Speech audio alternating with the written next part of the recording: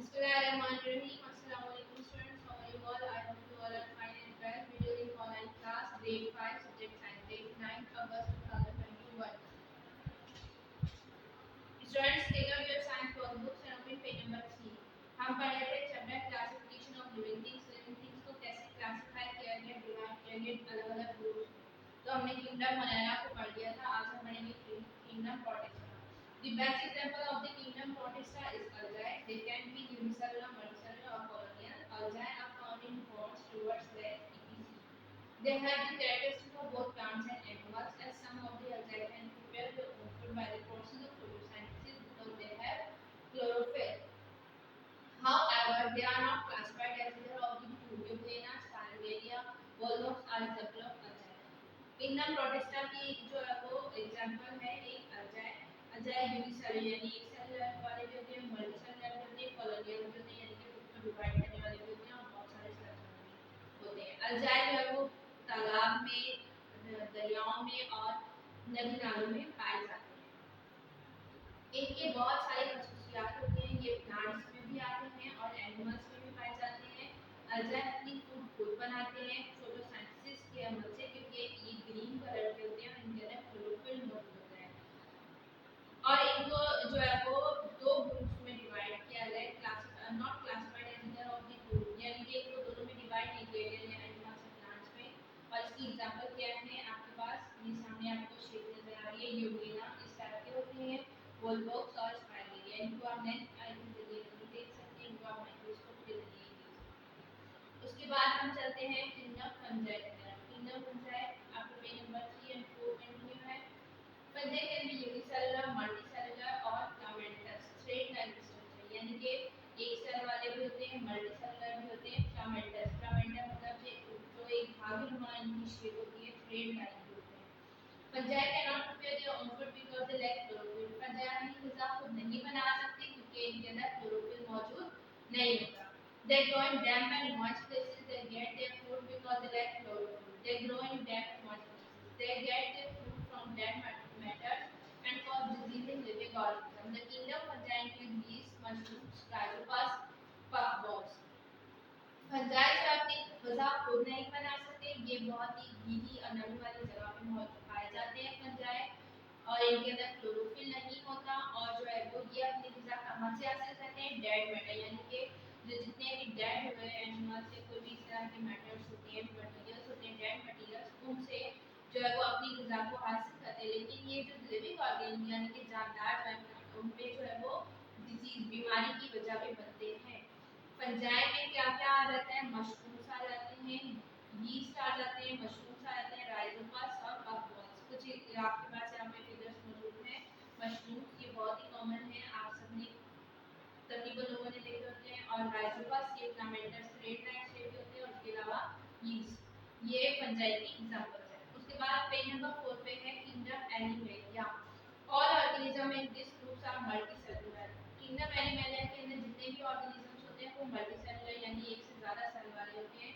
ये they can not prepare their own food, so they depend on plants and other animals for their food. This is the largest kingdom and is classified further into two large groups.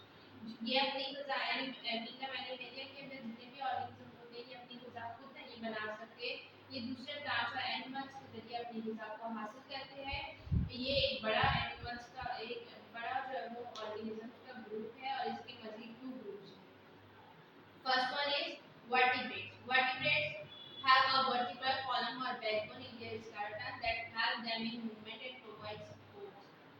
Different organisms have different structure of the vertebral column. Vertebrate क्या होती है, जो हमारी जो है वो रीढ़ की हड्डी होती है, बैकबोन, उसको vertebral column कहा जाता है या फिर बैकबोन कहा जाता है, जो कि स्केलेटन ढांचे के अंदर मौजूद होती है।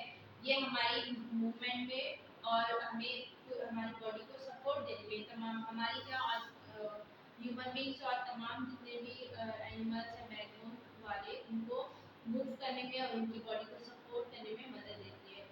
और मुख्तलिफ ऑर्गेनिजम्स के अंदर वर्टिब्रल कॉलम के मुख्तलिफ होते हैं, जैसे कि ह्यूमन बींग्स के अंदर आप देखते हैं वर्टिब्रल कॉलम बैकबोन, उसके अलावा फ्रॉग में हमारे पास फिश, इन सब एनिमल्स की क्या है मुख्तलिफ किस्म की वर्टिब्रल कॉलम्स मौजूद होती हैं। पेज नंबर 5 पे आ जाते हैं। Invertebrates do not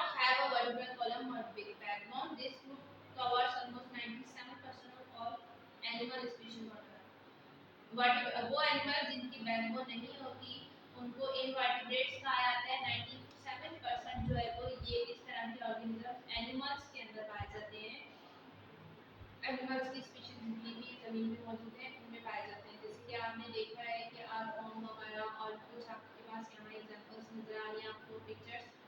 Since they have no weight support in the form of a backbone, they have another system which provides enough support to their bodies.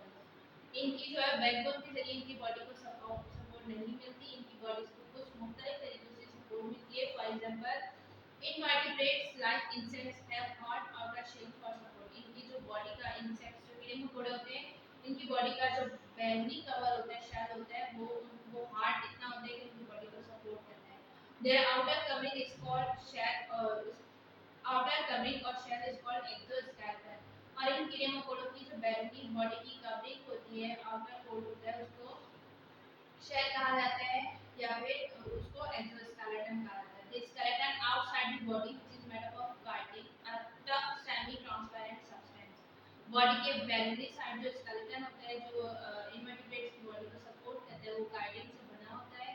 एक सेमी ट्रांसपेरेंट, वो ऐसा जो है वो कवरिंग होती है, एक ऐसी सपोर्ट होती है, सेमी ट्रांसपेरेंट होती है, जो कि कुछ इंसेक्ट्स में नजर आती, कुछ में नहीं आती।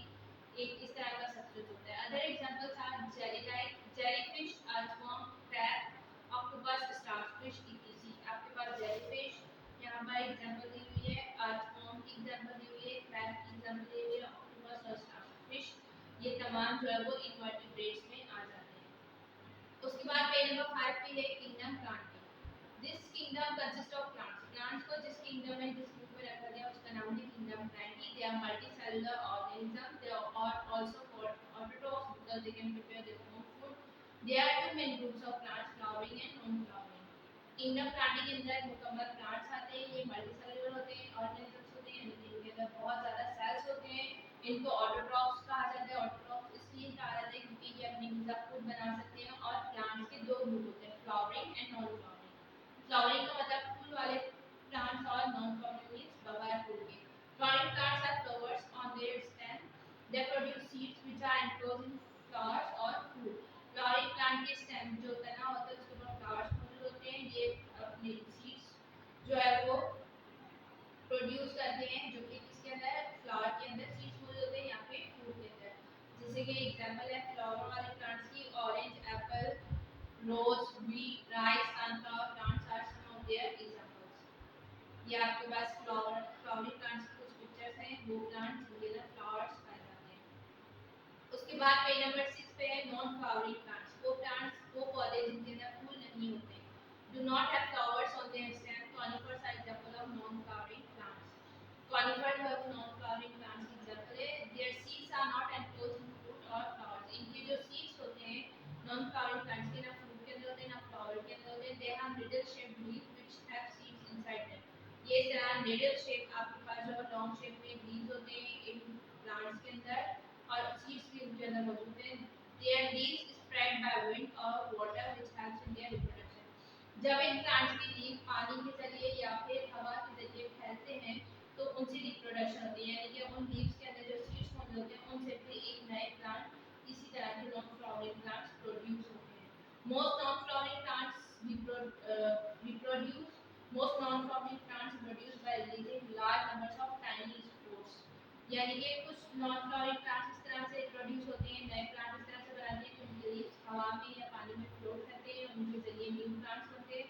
कुछ जो है प्लांट्स जिनके स्पोर्स छोटे छोटे से होते हैं उनके जरिए जो है वो स्पोर्स रिलीज करते हैं और उनसे न्यू प्लांट्स बनते हैं। यहाँ तक हमारी रीडिंग कंप्लीट हुई। अब चलते हैं पेज नंबर 7 की तरफ। वहाँ पे हमारी एक्सरसाइज मौजूद है। ए एंड बी आंसर हम कर चुके थे अपनी पिछली क्लास में। आज हम करेंगे question C, prove with facts that अर्जा have both plants and animal characteristics.